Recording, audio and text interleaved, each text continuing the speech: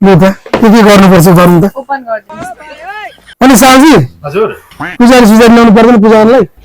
पर्दैन हजुर पर्दैन तपाईँ पैसा मात्र ल्याउनु हजुर तपाईँ हो मरेले धोका त दिँदैन नि फेरि हजुर दिँदैन ढुक्कै हामी त सानो एउटा गाडी किन्दाखेरि यसो मन्दिरमा लगेर पूजा गर्छौँ 2 वर्ष वारेन्टी हुन्छ के तपाईको यसमा 2 वर्ष इन्स्योरेन्स पनि हुन्छ फुटायो भने पनि ल्याउनु हामी ढुक्कै बनाउनु बनाइछौँ हो कतिले 2 वर्षको फुटाउँदा चाहिँ कतिले फुटाउनु अरे दुईपल्ट तिनपल्ट फुटाउनु नि उसले पैसा लाग्छ लु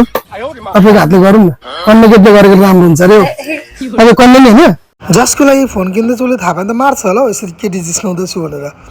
तर यो फोन देख्यो भने त खुसी हुन्छ होला बापरे कति राम्रो हो साउजी कसम भने यार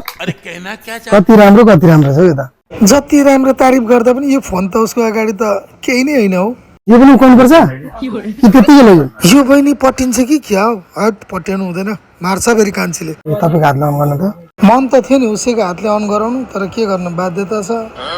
यहीँबाट अन गरेर लगेन भने चाहिँ गाह्रो हुन्छ फेरि टेम्परेचरमा त लाउनु पर्यो सबै थोक त मिलाएर लगिदिनु पर्यो नि त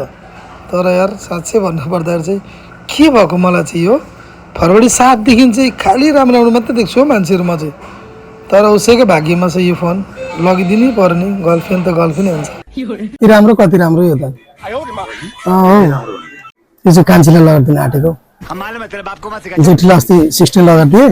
यो कान्छीले लगाइदिनु पर्यो खुसी हुन्छ नि त दिदी भएपछि होइन फेरि ठ्याक्कै यो सेट लाउँछ उहाँको अनुहार चाहिँ उस्तो उस्तै छ क्या कति राम्रो 17 त भन्नु पर्यो 2026 मा भेटाएको 2025 भेटायो होला 25 मा 26 मा भेटाएको कि अनि त्यसले गर्दा कलर पनि चाहिँ दामी रहेछ क्या यो मोबाइल